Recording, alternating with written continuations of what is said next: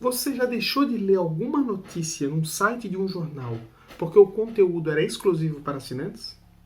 Você já pensou em alguma vez assinar um jornal digital?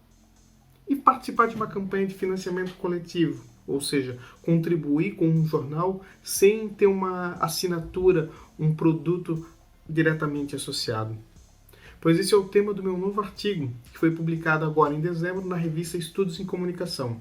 Eu falo sobre como os jornais regionais de Portugal utilizam as duas principais ferramentas para ter o público como fonte de receita: os paywalls e os crowdfunding.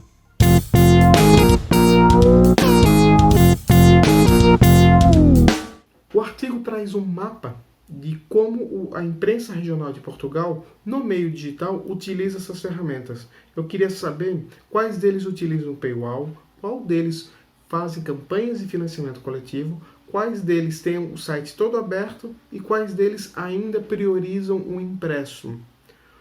Eu acessei todos os sites de jornais de Portugal para confirmar essas informações e o resultado está nesse artigo que você pode acessar aqui no link. Mas eu vou falar um pouquinho sobre eles aqui nesse vídeo, primeiro falando sobre essas 4 categorias que eu cheguei para fazer o artigo. A primeira categoria é o paywall, que são os muros de pagamento, que é uma forma mais tradicional, é as assinaturas que a gente tinha no jornalismo impresso, agora na versão digital. Porém, os paywalls hoje a gente pode classificar em 3 modalidades bem distintas, que é o paywall aberto, que é aquele do Jornal Público de Portugal, da Folha de São Paulo, aquele paywall que você lê algumas notícias gratuito no mês e depois você tem que pagar. O segundo é o paywall totalmente fechado, que é aquele que o Wall Street Journal faz nos Estados Unidos, mas é muito pouco utilizado no Brasil e em Portugal, que é, no caso, todo o conteúdo é fechado para assinantes e você só vai conseguir ler alguma coisa se você pagar por ele.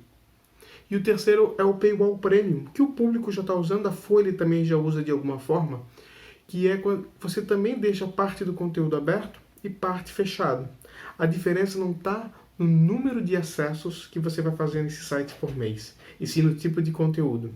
Por exemplo, conteúdo hard news, aquelas notícias que todo mundo dá, notícias instantâneas, rápidas, são gratuitas, são sempre abertas. Reportagens especiais, colunistas, isso fica apenas para quem paga a assinatura. E ainda teria um quarto, que é os micropagamentos, mas é muito pouco usado ainda no jornalismo, que é a possibilidade de uma assinatura, de um pagamento avulso na internet.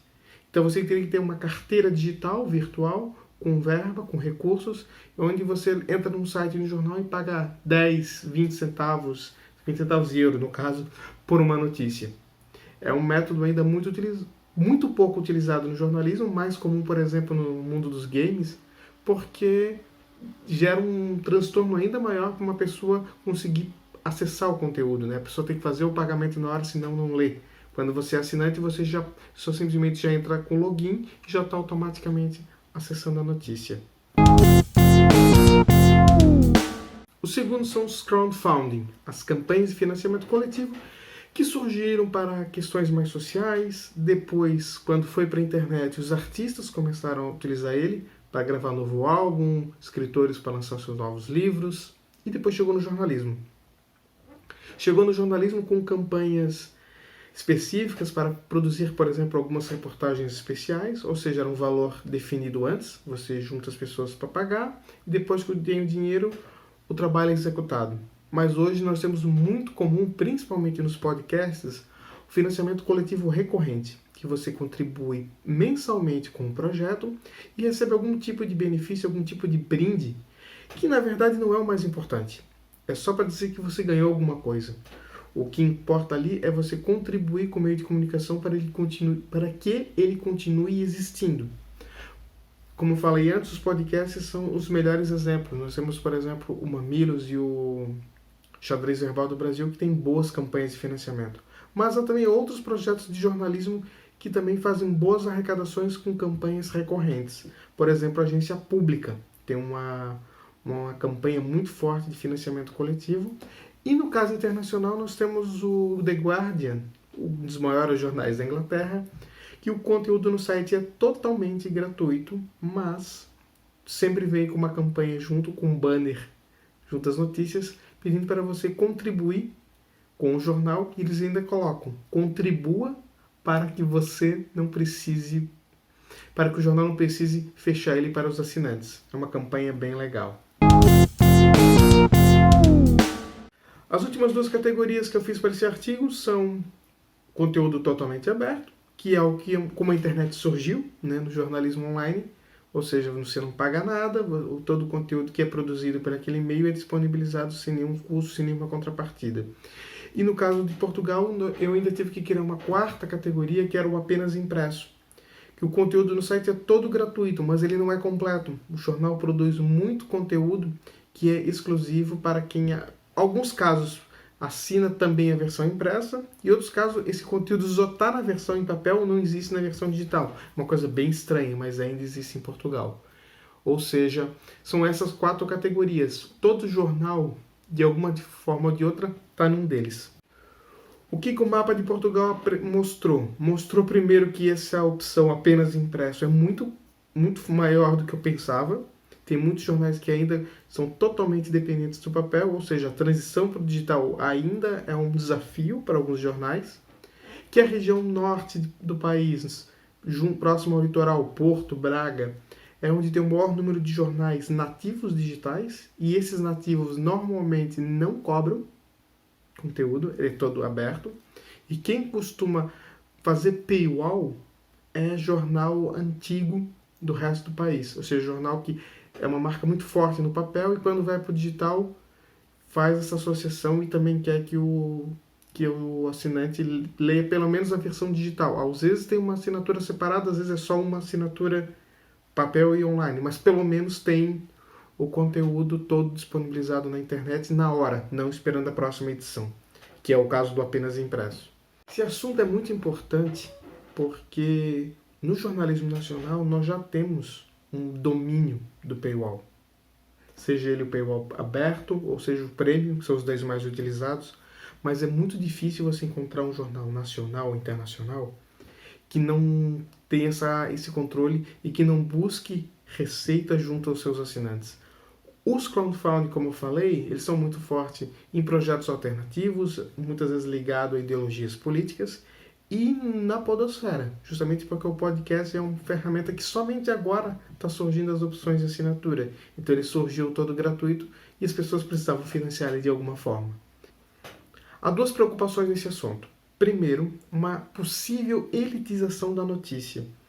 Aquela ideia do tipo, se você tem dinheiro, você paga e você lê uma notícia com confiança, com qualidade. E se você não tem dinheiro, você fica à mercê de sensacionalismo, de um jornalismo raso ou mesmo da desinformação. Aquela ideia, se todos os jornais começarem a cobrar num valor que a população não consiga pagar, vai ter alguém que vai fazer isso e talvez sem o interesse e a responsabilidade do jornalismo. Isso é uma questão muito importante e que a gente ainda não sabe como resolver, porque os jornais cada vez mais precisam dessa fonte de receita que vem junto de suas audiências. E eu particularmente gosto muito do formato dos crowdfunding, dos campanhas de financiamento coletivo. Mas para isso acontecer, o jornalismo, né, o projeto de comunicação, ele precisa ter uma ligação muito maior com suas audiências para que a pessoa se sensibilize a querer ajudar. Porque nesse caso, você não ajuda em troca do brinde que vem nessas campanhas de financiamento. Você ajuda porque você gosta do jornal, você gosta do podcast, você tem algum tipo de amizade e empatia com aquele projeto. Para isso acontecer, é sempre mais difícil. É uma ideia muito interessante até para discutir em jornalismo comunitário, em jornalismo em cidades onde a população, onde há mais dificuldade de um jornal normal, por exemplo, funcionar. Mas a gente sabe que não dá para sonhar que todo mundo agora vai adotar crowdfunding e todo mundo vai começar a doar dinheiro para jornais e aí está resolvido. Os crowdfunding são uma alternativa interessante, um caminho interessante, mas não pode ser tratado como um único. Se você chegou até o final desse vídeo, eu agradeço desde já. Deixa algum comentário, dá um like, compartilha. Eu vou utilizar cada vez mais esse canal no YouTube para discutir temas ligados ao jornalismo, principalmente a questão da inovação, da crise e de como a gente vai tratar o jornalismo daqui por diante. Eu já falei sobre podcast, já falei sobre financiamento, inclusive dos podcasts, sobre o Clubhouse, há outros vídeos nesse canal que tratam desse assunto. E também em versão texto no meu site gilramos.net. Muito obrigado.